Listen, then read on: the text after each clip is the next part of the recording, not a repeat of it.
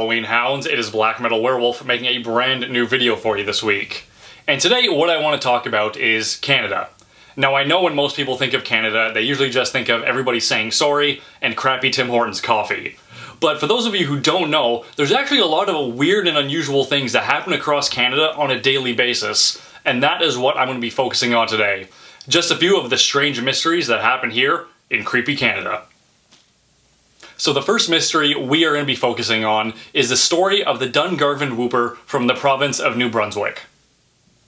So this story dates back to the late 1800s and revolves around a lumberjack camp in the Dungarvin woods of New Brunswick, Canada.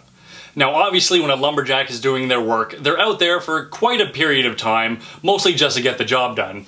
And unfortunately for this particular camp, supplies started to run low. It had gotten to the point where many of the lumberjacks had to start skipping meals just because there was not enough food to go around. Now obviously the lumberjacks were none too pleased about this situation. So one day they gathered together and told the foreman of the camp that if he did not have fresh meat by the time they got back from their shift, the meat was going to be coming out of him. So off they went, and that's when the foreman started to panic. He wasn't a hunter, he didn't know where to find any fresh meat, and the nearest town was way too far away for him to go and get some fresh meat for the lumberjacks. What's a man to do? Well, he did the best thing he could think of. He ended up finding the camp cook, killing and butchering him, and then serving his butchered corpse to the lumberjacks. Now, the lumberjacks did eventually find out what happened, and they ended up killing the foreman as an act of revenge for butchering them and essentially forcing them to cannibalize. Now, as dark and as grim as that story is, it doesn't end there, because ever since those events, there have been these god-awful screams and whoops coming from the Dungarvin woods in New Brunswick. And many people believe those screams are coming from the ghost of the butchered chef. But of course, every good ghost story comes with its fair share of skeptics. Those who don't believe it's a screaming ghost simply think that it's a mountain lion or possibly an owl making these noises at night in the woods. However, these noises have been recorded and have been compared to many of the animals that live in the area, and it simply hasn't been matched yet. So I'm not saying that it's impossible, I'm just saying that if there is an animal out there, we do not know about it that is making these noises. However, personally, I think that there might be something more mysterious and supernatural in these woods. You never know what could be lurking out there, especially since a horrific event like that. The next mystery we have from creepy Canada, of course, is the Ogopogo, which is a lake monster that lives in Lake Okanagan in British Columbia. So the story of the Ogopogo dates back into antiquity. The Indians of the area have been telling stories of this lake monster for generations. Now at first glance, that seems like nothing more than a cautionary tale that the elders would tell the children to keep them safe from the water. Obviously, telling stories of monsters in a lake is a lot more interesting and probably a lot more effective than trying to explain to children the risk of drowning. However, the story of the Ogopogo went from cautionary tale into reality when the Europeans started to explore the area and actually started seeing large serpentine creatures living in that lake. And this isn't just explorer time stories. There are still sightings and videos and photos of the Ogopogo taken to this day. Now, I've seen many of the pictures and videos of the Ogopogo, and a lot of them aren't convincing. You're seeing a lot of boat wakes and possibly beavers.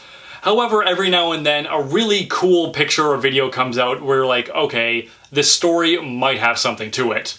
Hell, there's even a story of a guy who went swimming in Lake Okanagan, and he said that he felt the Ogopogo swim past his body. This large, giant sea snake just go right past his leg. Is that guy lying? Possibly, but why would he make that story up? That just seems like a really weird thing to lie about. All I know is that no way am I going to be swimming in Lake Okanagan anytime soon. Alright, let's do one more lake monster for creepy Canada. And this one, we are going to be doing Mussy, the monster of Muskrat Lake in Cobden, Ontario. Now I gotta say, the story of Mussy really has a special place in my heart because I've been hearing this story ever since I was a little kid. I actually grew up in the town neighboring Cobden, Ontario, so I've heard the story plenty of times. So it goes back many, many years, exactly when I'm not 100% sure, but the local town drunk at the time was named Donnie Humphreys, who was out by Muskrat Lake one day, and he saw this Loch Ness Monster-esque creature raise its head out of the water. He claims it had 3 bulbous eyes and big jagged teeth. After he saw that, he ran back to Cobden to the local bar to tell everybody what he saw. And the story pretty much just exploded from there. The town has really adopted Mussy as their mascot, if you will. Outside of their home hardware, they have a big replica made, I think out of concrete or whatever. And the old Welcome to Cobden sign had a painting of the explorer Samuel de Champlain seeing Mussy in the Muskrat Lake. Just so everybody knows, that is not historically accurate. Samuel de Champlain did not ever record seeing the monster of Muskrat Lake, but it is a funny little thing the town has gone with. Over the years, people actually have seen Mussy a few times, but the problem is the description changes every single time. Some people say it looks like a large serpentine seal or a walrus, whereas many people go back to the Donnie Humphreys stories of the 3 eyes and the jagged teeth and very Loch Ness Monster-esque. I actually have gone swimming in Lake Muskrat many times when I was a little kid. When I went swimming there, I didn't know that legend existed, but my parents did eventually tell me, and I was like, why would you let me swim in a lake with a monster in it? There really isn't much more to the story, but people in the area do believe it. After all, a local town drunk, Donnie Humphrey, saw it. And now for the final mystery of creepy Canada, we are going to go where my family is originally from, Newfoundland, and I'm going to tell you the story of the banshee. So this story dates back into the days when Europeans were first coming to North America, and a small village was set up on the island, which is now known as Newfoundland. So there was a young girl whose name has unfortunately been lost to time, who was living there who had a boyfriend. Unfortunately, the families of the boy and the girl didn't really get along, so their love was considered forbidden. But one day they decided to just get together and run off and live their lives happily together. The boyfriend told the girlfriend to wait for her in the woods at one night, and he will come on a horse and they will just take off and live happily ever after into the sunset. So one night she goes out and she's waiting, and she's waiting, and she's waiting, and her heart breaks because she realizes that he ain't coming. So as she takes her long trek home, she starts hearing things in the woods. Because in the woods of Newfoundland, there are fairies. Now, these aren't Disney pixie fairies. These are ancient European, evil, mischievous, malevolent fairies that if you get caught by, well, let's just say you don't want to get caught by them. So the fairies end up getting her, and no one ever saw her again. However, ever since that happened, a banshee has been cursing the woods of Newfoundland. You can hear her mournful cries and screams of pain, anguish, revenge, the boyfriend that abandoned her, the families that just couldn't get along, the evil fairies that took her and killed her. That's the story of the banshee. Now obviously the story has a lot of moving parts, especially for all the European immigrants coming to North America. Stories of the fairies in the woods and the woman becoming a banshee after having a broken heart. You can see how this story came together.